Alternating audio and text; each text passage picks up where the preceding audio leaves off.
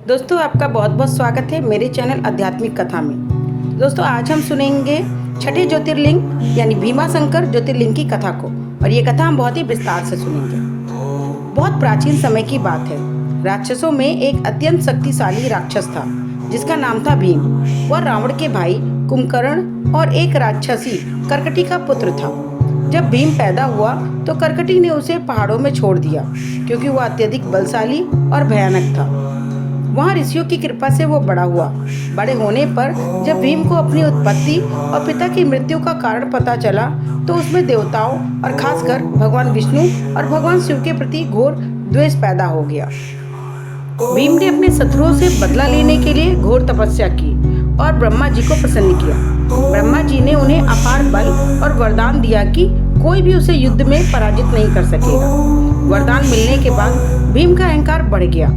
उसने देवताओं पर आक्रमण कर दिया और इंद्रलोक पर अधिकार कर लिया। देवताओं को स्वर्ग से बाहर निकाल दिया। इसके बाद वह धरती पर आया और वहाँ के धर्मपरायण राजा प्रियदत्त पर हमला किया। प्रियदत्त भगवान शिव का परम भक्त था और प्रतिदिन शिवलिंग की पूजा करता था। भीम ने प्रियदत्त से पूछा कि वो किसकी पूजा करता है। जब राजा ने कहा कि वो भगवान शिव की पूजा करता है तो भीम क्रोधित हो गया और उसे बंदी बना लिया। उसने राजा को धमकी दी कि वह शिव की पूजा करना बंद करे वरना गंभीर परिणाम भुगतने होंगे। पर राजा अपने आराध्य के प्रति अडिग रहा और बंदी गृह में भी निरंतर पूजा करता रहा। यह देखकर भीम और अधिक क्रोधित हो गया और उसने उस शिवलिंग को नष्ट करने का आदेश दिया। जब सैनिक शिवलिंग को नष्ट करने पहुंचे तभी अचानक वहां एक तेज प्रकाश हुआ और उस शिवलिंग से स्वयं भगवान शिव प्रकट हो गए। उनका स्वरूप अत्यंत रौद्र था। उन्होंने भीम से युद्ध किया और अंततः उसका वध कर दिया। इस प्रकार अधर्म का नाश कर धर्म की स्थापना की। तभी से यह स्थान भीमाशंकर कहलाया।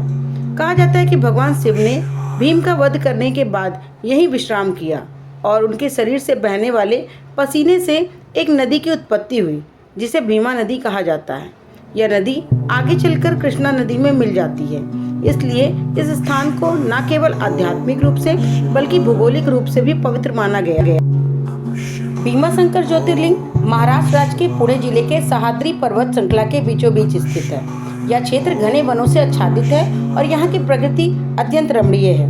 यहाँ भगवान शिव की पूजा विशेष रूप से रौद्र रूप में होती है जिसे भीम रूप कहा जाता है। यह शिव भक्तों के लिए एक शक्तिशाली तांत्रिक और आध्यात्मिक ऊर्जा का केंद्र भी माना जाता है। भीमाशंकर ज्योतिर्लिंग केवल एक तीर्थ नहीं बल्कि एक ऐसा स्थान है जहाँ भक्तों को अपने पापों से मुक्ति, मानसिक शांति और शिव कृपा की अनुभूति होती है। यहाँ प्रतिवर्ष लाखों श्रद्धालु दूर दूर से दर्शन करने आते हैं और अपने जीवन में सकारात्मक परिवर्तन महसूस करते हैं। अगर आप भी शिव के चमत्कारी रूप से दर्शन करना चाहते हैं तो भीमाशंकर एक अद्भुत तीर्थ है। यहाँ आस्था ऊर्जा का आदित्य संगम देखने को मिलता है। अगर आपको वीडियो पसंद आई है तो लाइक, शेयर, कमेंट करना बिल्कुल ना भूलें। धन्यवाद। आपका दिन शुभ हो।